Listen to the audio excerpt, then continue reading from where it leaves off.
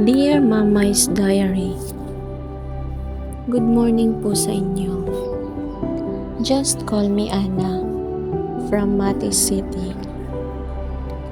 Napanood ko po ang video nyo at kahit nakakahiya man yung story ko, gusto ko lang subukang sumulat sa page nyo at sana ay huwag niyo po akong husgahan. Noong high school po ako, medyo malayo sa bahay namin ang aming paaralan. Kaya kailangan pang mag-commute.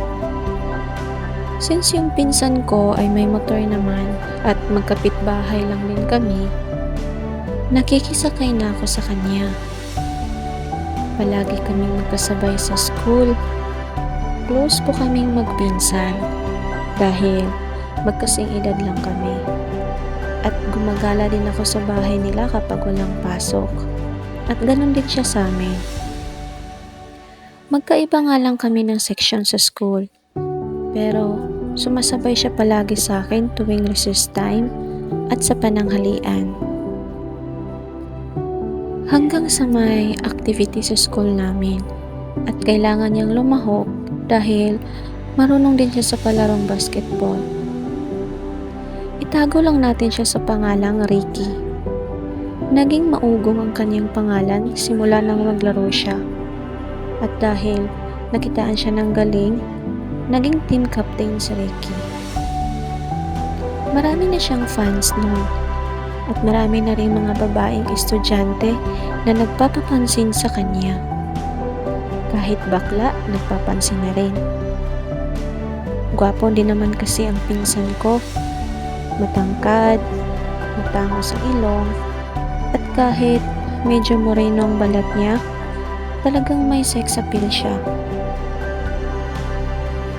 Dahil nga lagi ko siyang kasama, parang naninibago ako kapag may time na di kami magkasabay umuwi.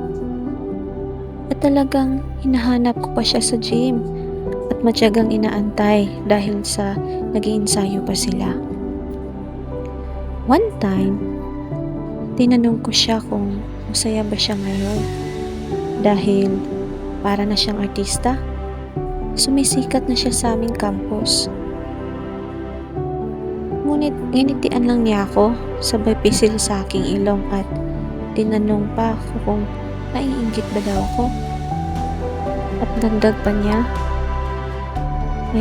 parang may napupusuan na daw siyang babae na mula sa junior team ng volleyball.